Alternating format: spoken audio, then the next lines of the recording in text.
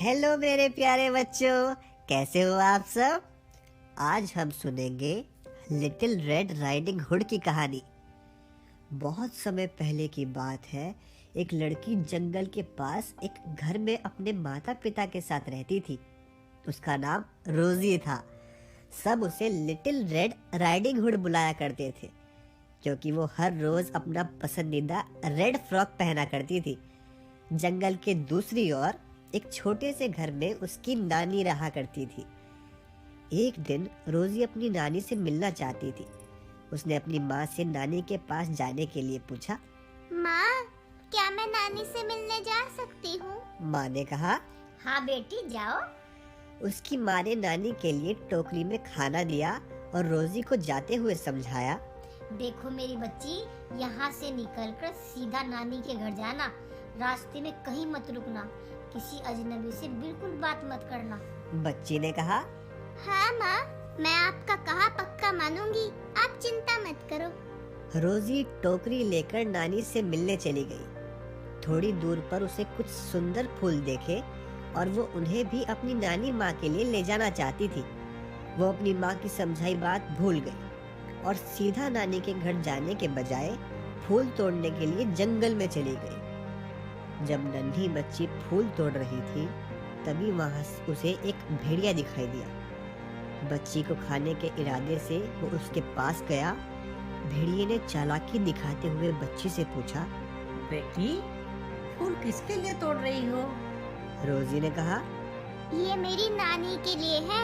मैं उनसे मिलने जा रही हूँ। बच्ची ये भूल चुकी थी कि उसे रास्ते में किसी से बात नहीं करनी है।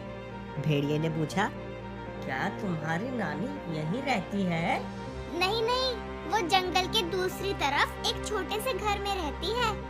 भेड़िए के दिमाग में ख्याल आया और उसने बच्ची को छोड़कर नानी को खाने की सोची और सीधा नानी के घर पहुंच गया। उसने नानी पर झपट्टा मारा और नानी बेहोश हो गई। लालची भेड़िए ने सोचा, मैं पहले बच्ची को खा लूंगा। नानी को तो बेहोश कर ही दिया है। इसीलिए वो नानी का भेष बनाकर कंबल ओढ़कर लेट गया। इधर फूल चुनकर रोजी अपनी नानी के घर पहुंची। दरवाजा खुला हुआ था। वो अंदर गई तो देखा उसकी नानी बिस्तर पर लेटी हुई है। वो बिस्तर के पास गई और बोली, नानी, अब तुम्हारी तबीयत कैसी है? मैं ठीक हूँ। भेड़िया कंबल ओढ़े हुए ही बोला। भेड़िए की भारी आवाज सुनकर रोजी चौंक गई और बोली, नानी, ये तुम्हारी आवाज को क्या हुआ? ये इतनी भारी कैसे हो गई? नानी बना भेड़िया बोला, वो इसलिए बेटी, क्योंकि मेरी तबीयत खराब है। रोजी बिस्तर के थोड़ा और करीब गई तो उसे भेड़िए के बड़े कान दिखाई पड़े। उसने पूछा, नानी नानी, तुम्हारे कान इतने बड़े कैसे हो गए? वो इसलिए बेटी, ताकि तुम्हारी आवाज मैं अच्छे से सुन सकूं। रोजी बिस्तर के और करीब पहुंची तो उसे भेड़िए का बड़ा सा मुंह दिखाई पड़ा। उसने पूछा, नानी, तुम्हारा मुंह इतना बड़ा कैसे हो गया? वो इसलिए ताकि मैं तुम्हें खा सकूं। कहकर भेड़िए ने कंबल फेंककर रोजी को पकड़ लिया। भेड़िए और बेहोश पड़ी हुई नानी को देखकर रोजी जोर जोर से चिल्लाने लगी। उसकी चीख पुकार सुनकर बहुत सारे लोग दौड़ते हुए आए और भेड़िए को मारकर उन्होंने बच्ची को बचा लिया।